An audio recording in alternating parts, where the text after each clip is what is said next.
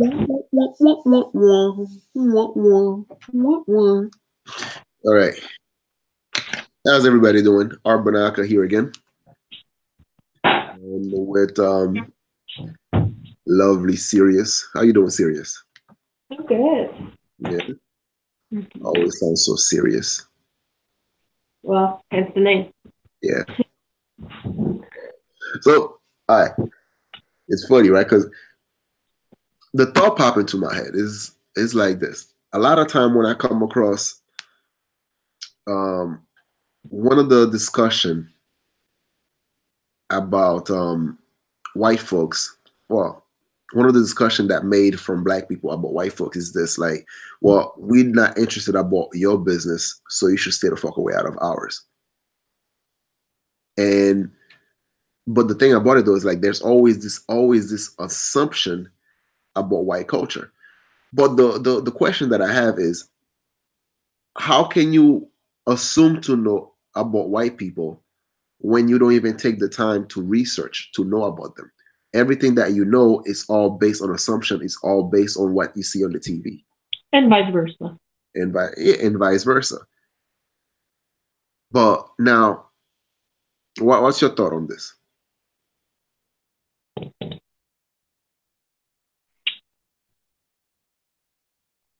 Um,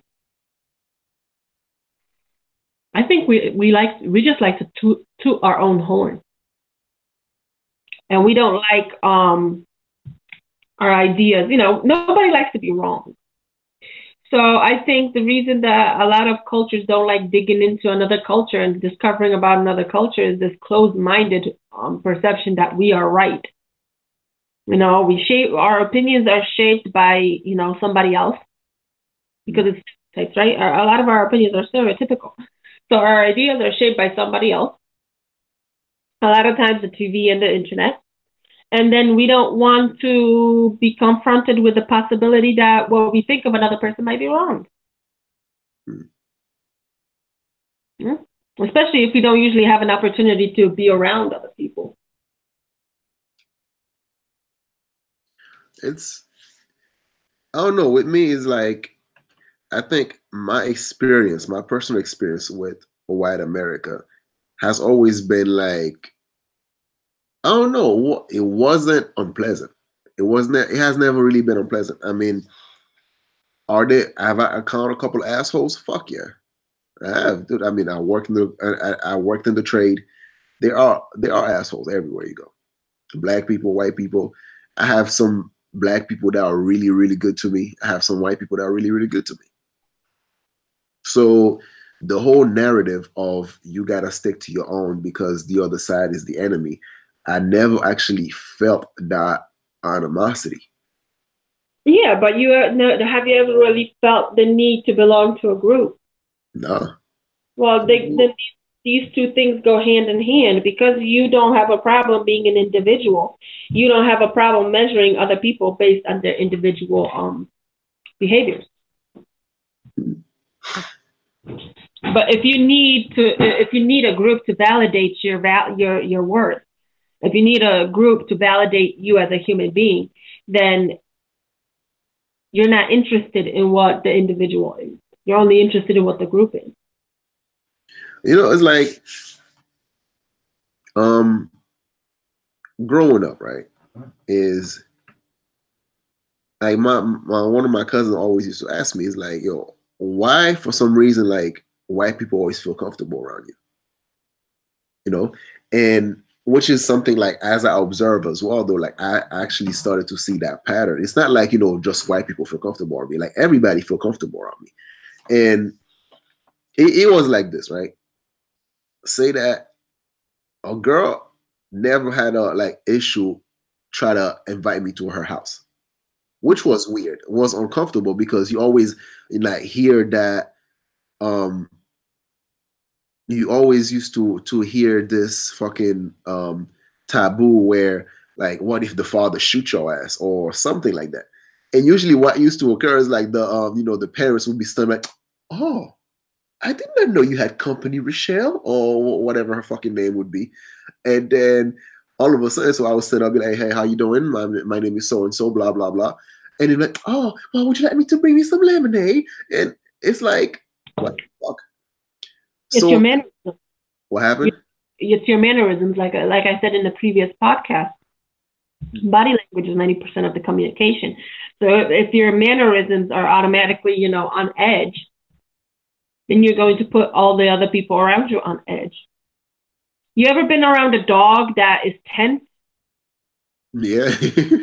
Has it ever made you feel comfortable around a dog that's tense? Well, when actually I used to come across dogs that were tense, and then afterward they become untense. Yeah, but when you first come across them, you kind of feel that tension inside you, don't you? Well, yeah, exactly. What's going on? It's that risk assessment. Yeah. What's going to happen? Is he going to bite me? And then when you realize he's just tense, he's not going to bite you, then you loosen up and then he mirrors your behavior. With people, it's exactly the same thing. We're just not used to paying attention to those things. Yeah, but the thing about it though is like, how can you expect to know so much about a group that you claim that is oppressing you, but you don't even want to find out what is it about that group? Well, the same thing. You could say the same thing about the white people who automatically assume black people are violent and loud and obnoxious. How can you have those opinions if you're not around black people? You're basing it on what you have heard, Or what you see on TV? you see on TV, because you're not even basing it on what you see in person. You're basing it on what you see on TV. And now we have what you see on the internet, which is why those things are so dangerous, because our minds perceive. We know it's not true, right? We know it's not true, but our minds perceive it as reality. So we Well, know you can't fly, but yet how many kids have tried doing these challenges because they discovered they've seen it on the internet or in the movies? I mean, the other day, this girl, just now, I seen a post about this girl who got into a car crash because she tried the bird box challenge. the fuck is the bird box challenge? Oh, Put really? over their eyes and they drop. Okay. And, a logical person, someone who has critical thinking skills, can deduce that it's stupid to do that. You cannot drive blindfolded because you cannot sense. You can walk blindfolded, but you cannot drive blindfolded. What a fucking But idiot. exactly, see, that's the thing, is that, but to them, it's like, if they did it on the movies, let's see how it's going to work out when I do it in real life. See, I think that's why also your image is very important. And a lot of people they don't really think. I grew up, right? This is how I grew up. When I was raised, you are not just a representation of yourself. You are representing your family when you step outside here. Mm-hmm. So then, therefore, if I Yeah. fucked up, if I do something wrong, to which that would actually bring shame to my parents, then I would be in trouble. Mm-hmm. I would get it because I am now my representation. The way I behave is actually now it's a bad representation of how my mother raised me. Mm-hmm. So it is the same thing, and from that on, that kind of it kind of encircle. I mean, it kind of radiate from my family to my neighborhood to my country and to now my my color, my skin color, Mm-hmm. because I know there's such a stigma when it comes to black people, when it comes to black men. Mm-hmm. So then my action doesn't simply represent me, also represent people that look like me. Mm-hmm. And that's why I can be so harsh against these black dudes, whereas like their action kind of symbolize them as nothing more but like fucktards. Well, you People can't blame somebody else for your own actions. It makes no sense. And yeah. what I mean by that is, you can't act in a criminal manner and then blame the criminal system for locking you up. No, I understand that some things shouldn't be considered criminal. Like, I don't think, smoking some weed or selling weed is really a criminal offense. But, selling crack, on the other hand, where people actually die and get addicted and destroy their entire families through abuse of it, that can be a criminal offense because you're harming somebody else. So, the whole justice system needs a whole complete revamp. It's like the whole thing with the rape culture nowadays. Yeah, is physical rape, and it should be punished? Yes. But when a man looks at me wrong or catcalls me, do I take that as an offense? Should that be punishable by law? No, but yet in France it is. You know? Yeah, well, see, I that's why I like certain culture, right? Because the easiest way to get rid of a law is by breaking it. Mm-hmm. You know, and yes, there's a lot of motherfuckers that actually ended up in prison because of that stupid, weed law. Yeah, but I will point out that look at how many shop owners are now, owning fucking shops, and yet Yeah, they're not picking them up. they're not locking them up and shit like that. So I The understand the thing I'm unfairness. scared for interrupting you, but the thing I find wrong with this system is you need to release everyone you've ever arrested for weed. Yeah, good luck with that. So, if we're going to go back, because let's take, I'm sorry, I know I'm going on a tangent, but this is actually, this I am actually quite passionate about because it pisses me off.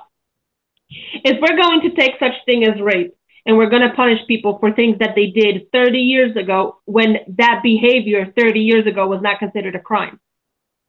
If we're going to do this, therefore the opposite must be true as well. That if they did something that was considered a crime 10 years ago and they're locked up for it, but it's not a crime now, then you must free them. Hmm. Otherwise, the system is hypocritical and wrong. Oh, duh. Well, Wait. I know, but those are the things that people need to be pointing out, not just, oh, you locking this guy up in this state for weed, but you letting him roam free in that state, you know? Because I understand how each individual state sets their own laws. That part I understand. So that I think those two comparisons are wrong. But if it's in the same state and you're locking up some people for a crime that they committed during a time when it was not considered a crime, then the opposite must also be true. Where you must free the people who have been locked up for a crime that is no longer a crime. They must be freed. Yeah, but see, this is the problem that I also have, right? Because there are so many worthy cause out there. And then Mm-hmm. whenever I see someone losing their shit over the most pettiest things, such as let's say gender pronoun or something like that, right? Or the right to be called um or let's say this whole fake outrage when it comes to racism. And it's like these are the type of shit that like it I irritates mean, me I don't because think it's fake outrage over racism. I just think we need to stop using. Okay, we need to stop using racism as the go-to offense. The same way white girls need to stop going to rape as the go-to offense mm, because it's a very serious charge. It's a very serious charge. So we need to be careful who we accuse of something if they haven't done it. mm, Now, if they have done it, then fuck yeah, punish them.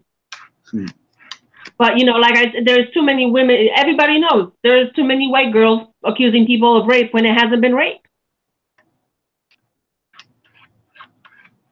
And I will say, and I know a lot of people are gonna hate it, especially those who lack critical thinking skills and don't understand the context of what I say.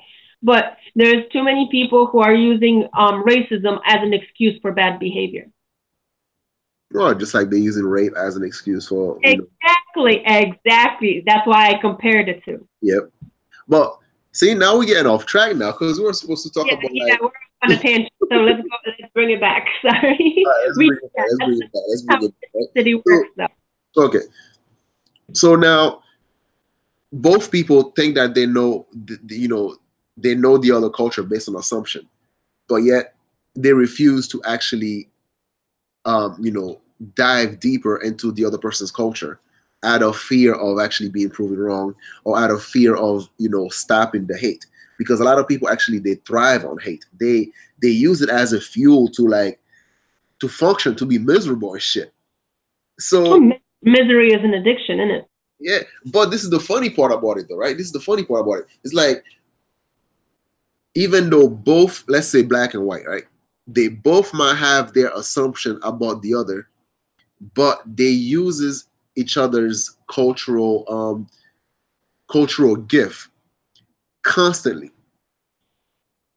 Like what I mean by this. Okay, let's say that you have black chicks might hate white women, right? Oh, look at them. They try to be like us. They try to get the big asses. They try to get the fake tits and blah, blah, blah. But they Big, have, yeah, but they have that weave on, right? Or you have um white people that might talk shit about like, oh, look at these black motherfuckers, you know, they're pants sagging, they're doing this, they're doing that. Now look at how they're actually using the hip hop and in their culture. They love that shit. The hip hop is not even bigger than rock and roll. mm-hmm. And vice versa with techno. Techno was considered like a white boy shit. Yeah, And, I remember about what 20 years ago. mm, yeah, When it's like we when played around the black guy, he'd be like, "The fuck you what kind of shit you listening to?" I don't listen exactly. to that white people shit. Dude, I'm seeing this shit like, okay, let's say you have Rihanna is singing like pretty much nothing but like white girl song. Like you remember the type of shit that white women used to sing back in the days, and Rihanna singing it, and then you turn around and then you have that white chick talking about it's all about that bass, that bass. Baby. I'm like, what the fuck?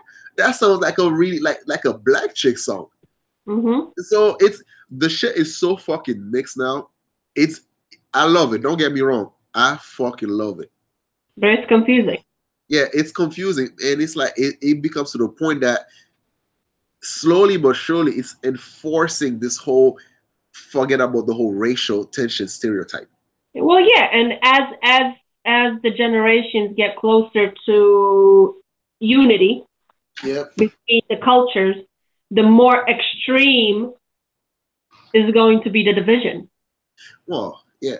And it's like how the more we realize that mainstream media is shit, the more extreme they become. Mm-hmm. Because they have to do more extreme shit to grab your attention. Exactly, which is the same thing for those people who thrive on division. They will create more extreme examples just to keep the division going.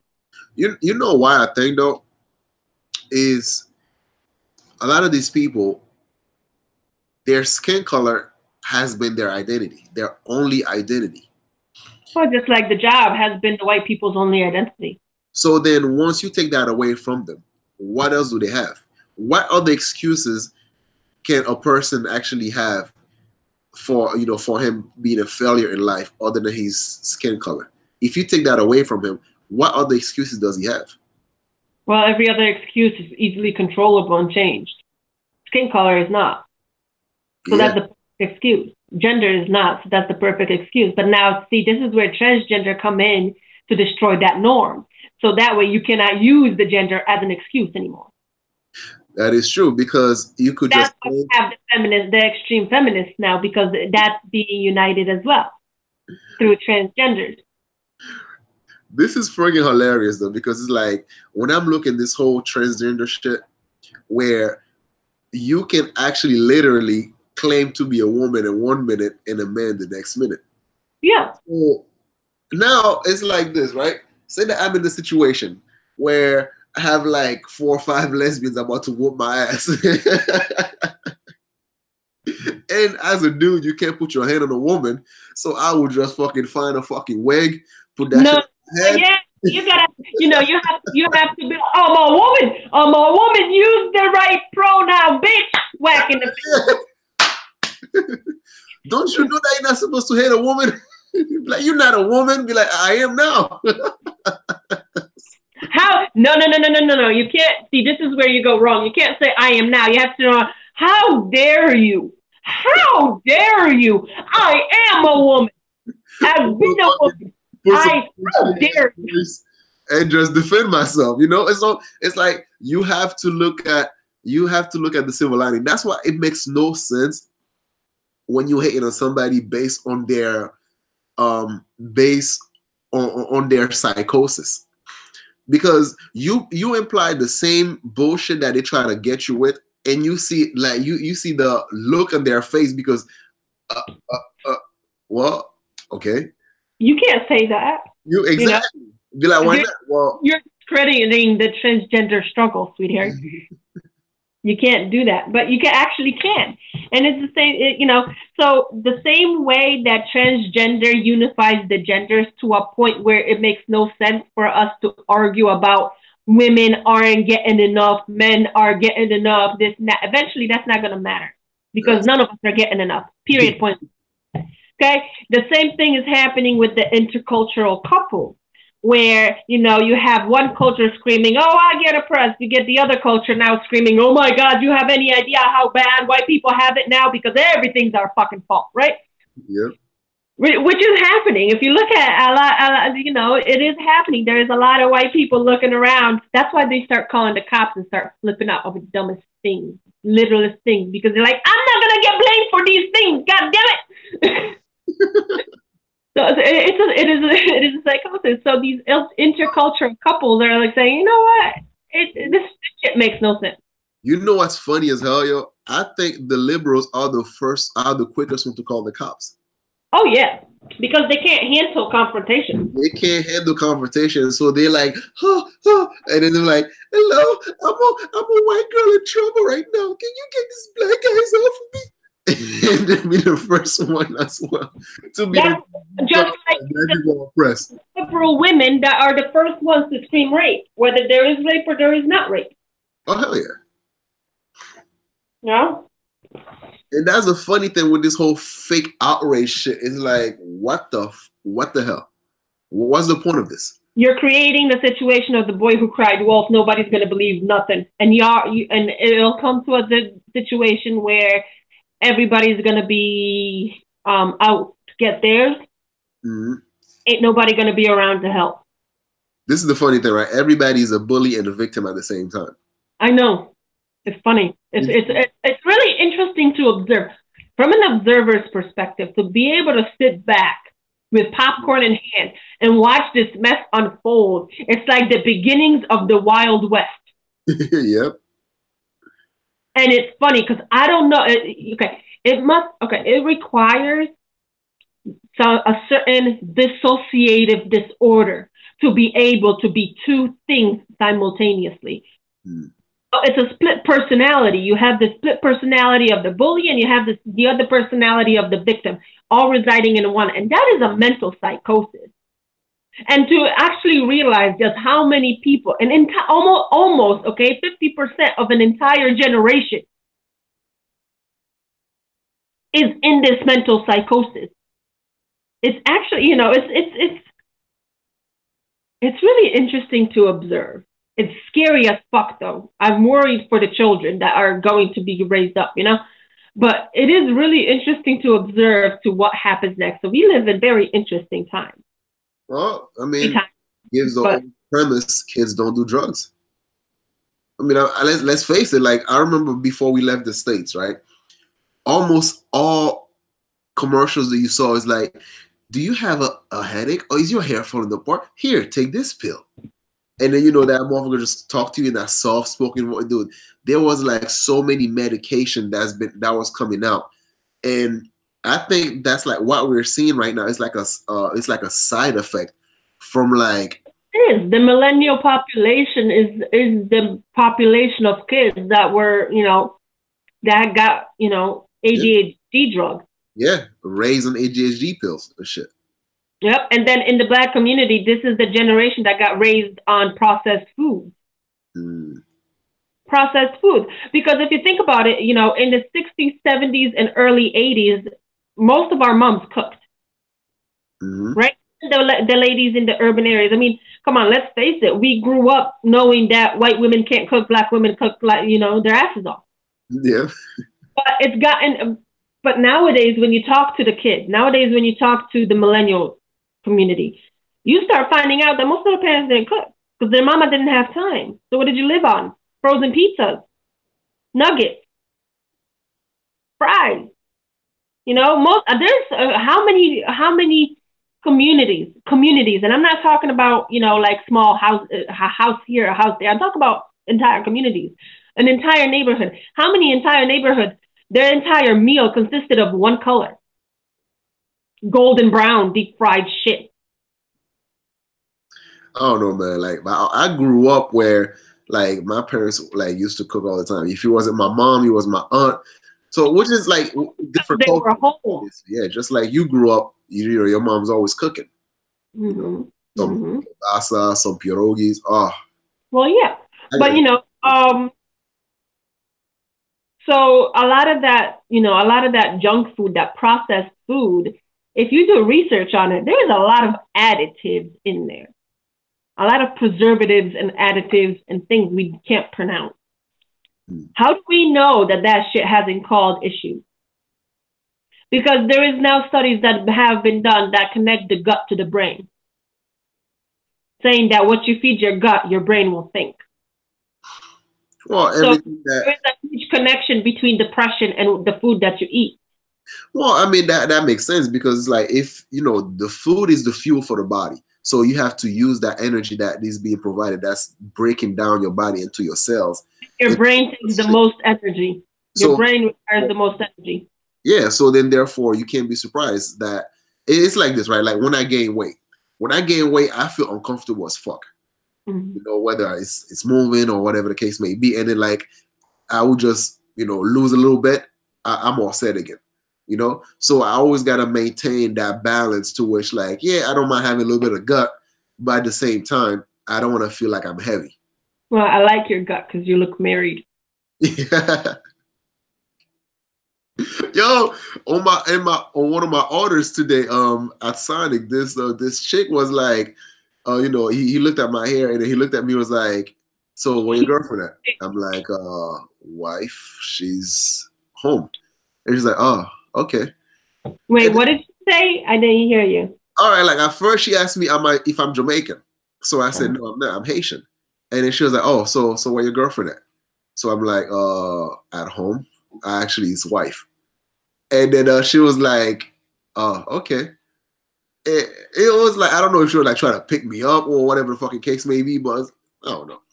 It's kind of a weird question to just like throw randomly. It's like, are these bras are getting bolder now, or that Yeah, was like, breaking the ice or whatever the fucking case the may be? women are getting bolder. Man, Just like men are getting thirstier, so are women. Trust me, I've seen it. Um, I see the behaviors online. Women are getting really ballsy with their you know, nowadays women see it as if a man's allowed to fuck, so are we, and there should be no shame in the matter. hmm. So I they mean, are getting ballsy. A for her effort, but I don't know, man. It's like, What? She wasn't your type? no, it's not. No, she wasn't my type, and also, she wasn't my type. And I'm the one like I'm used to be the one to actually start the charm, not the other way around. So it's like if the flirt's gonna start, it's like it's usually like I would say something charming, Mm-hmm. but I don't expect the So like person. when things get when the pattern gets disrupted, huh? Yeah, when the pattern gets disrupted and shit like that. So now it's like I become more on guard. So I'm like, oh, okay, what the fuck this bitch want? you Well, know? it's very similar to what you were saying when you brought up this whole thing about people like to talk about other communities, but they're not. I mean, other cultures, but they're not interested in finding out what the other culture is like. It's because they don't want the pattern disrupted. Yeah. Because, like it or not, the whole mentality of people are humans are creatures of habit. We're creatures of pattern. That's what our brains is made to do. Our brain is meant to identify patterns, and if our brain is working properly in the way it's supposed to be, then our brain is meant to disrupt that pattern. Mm-hmm. That's why people say open your mind, because a closed-minded person is a toxic person. What happens is that closed-minded person is not it doesn't want to break patterns, no matter how toxic pattern it is. While an open-minded person is open to possibilities of breaking the cycle. Yeah, I agree with that. So, but then again, if you keep the same destructive cycle, it doesn't benefit anybody. It's a selfish behavior to always want to be right. Be like, well, I might be wrong, but I don't want to find out. So screw you guys. I don't Well, care. I don't I'm know necessarily to always be right as much as it is, there is that saying, I'd rather stick to the evil I know, mm, because they know it but and their brain can handle it. that's a cowardly way to live, though. Oh yeah, absolutely. Because like when I first got here in the States, um, a lot of Haitians, they like stick to their own clique, you know. And I came through, and I'm like, wait a minute, I'm in a whole different country where there's like so many different races and shit like that. Why the fuck do I only have to hang around with just Haitian people? Mm-hmm. You know?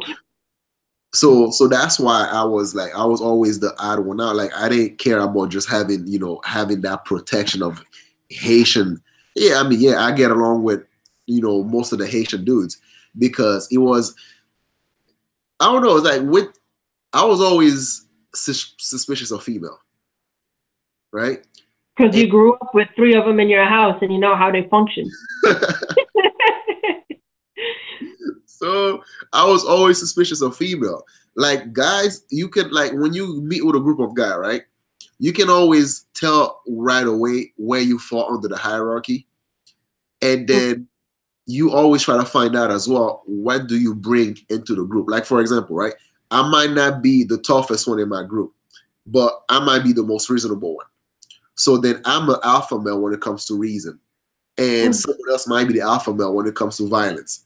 Someone else might be the alpha male when it comes to charming the chick, or Mm-hmm. vice versa. So it's like there's always like what you're good at, what someone else is good at, and then therefore you actually get to feed off each other in that group. So we move, we like as men we move as a unit. Yeah, but you guys, as men, you guys tend to be satisfied with the status quo. Yes, but when it comes to female, there's always this cat fight. There's like this backstabbing that happens so prevalent, so Mm-hmm. often Mm-hmm. among female. The You know, Jezebel spirit. yeah. And the funny thing about it too, though, right? When a female comes in a group of guys, then these motherfuckers start behaving that way. They start backstabbing each other in order to fucking please her. Mm-hmm. Aren't women? Don't some of the men refer to women as agents of chaos? Yeah. And they're right. So it's like you used to like sometimes like let's say that you and your boys, right? You like everybody's cool, we're just chilling, having a good time. Some chick showed up, and all of a sudden there's this sense of competition. It's like, dude, what's going on?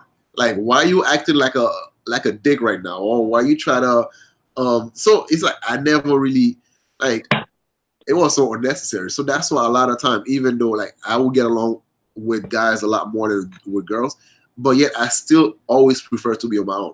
That's why my circle was always very fucking small. Mm-hmm. See, Okay. what I used to hate about women is the whole backstabbing thing for no apparent reason.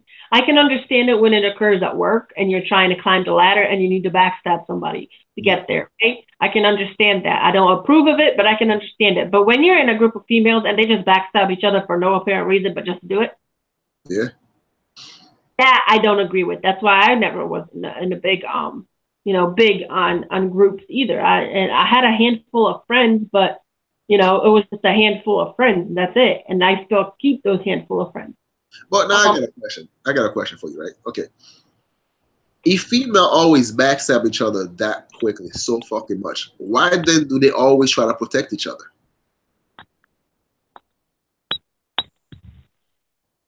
because okay, the whole females protecting each other, that's new. I think. Because I don't remember that shit. Okay? I don't remember any female jumping in and protecting me no matter what it is. But then again, I don't need the protection of a group. Mm. Right? If I say something, I'm willing to defend what I said on my own. I don't need you to jump in and defend it for me. Like, I don't need a whole. That's one thing I notice on social media, for example, when I point out something to another woman and I have a whole bunch of women and men jumping in to defend it. Mm. That was the point. Can she not defend her own stand? No, but So I don't know. I don't know them. I think the women nowadays are so quick to defend each other because they don't want their own bullshit to be called out. well, maybe that is it. Because they're not defending other women, they're defending the behaviors of these other women because they can recognize those behaviors within them. So Absolutely. Because if you notice, the same women that defend, oh, I'm not going to bash another woman, 2 days later, she's bashing the same fucking woman. yeah, like because I used like let's say that when let's say I would chill with a Ligma, right? Like, can we just turn this into a whole another podcast? Yeah. It's turning into a whole new topic, which is awesome, but it's been a while. So we don't want to make it too long for people to watch. Otherwise, they're just not going to want to listen. But that is, I mean, that is a good point. So it kind of also falls down to the same protecting your own type of Mm-hmm. growth. Mm-hmm. So, but what was the topic again? This topic was minding our own business within cultures. So yeah, minding your own bit. Like, so for those who see each other as, for those who see each other's culture as the enemy and shit like that, right? I think what I'll say, leave it like this, is sometimes your greatest your enemy can be your greatest teacher. So if you're so close-minded because you don't like a group of people based on their skin color or based on their culture or based on their differences, and you don't even willing to find out about these people, then how can you learn? Like, how can you learn the way they operate so you could actually know these are the people that are in competition with you? So if you do not learn the way they operate, then how can you compete with them? Do you understand? Well, how can you judge someone else's prejudice if you're prejudiced yourself? Don't throw stones if you live in a glass house. Yeah. Like Jesus said, he who without sin shall cast the first stone, and that shall Exactly. All right. But anyway, so I think I'm gonna leave it like this. Okay. All right. So any other word of wisdom, Sirius? No, I'm good. I like that closing sentiment. But the whole feminism thing, I'm really interested in doing a podcast about that. Oh yeah. All right. So don't worry, we're gonna do another one Okay. about it. All right. So this is Arbanaka, and say your name. I just did. And serious. I just did. Sorry, was I not loud enough? My bad. Do I need to scream? Yes. Put that little squeaky voice real quick. Oh God, no. I hate it. I hate it as much as that people hate listening to it. All right. So Arbanaka is serious, and we out of here. So share, like, comment, subscribe. All right. Peace.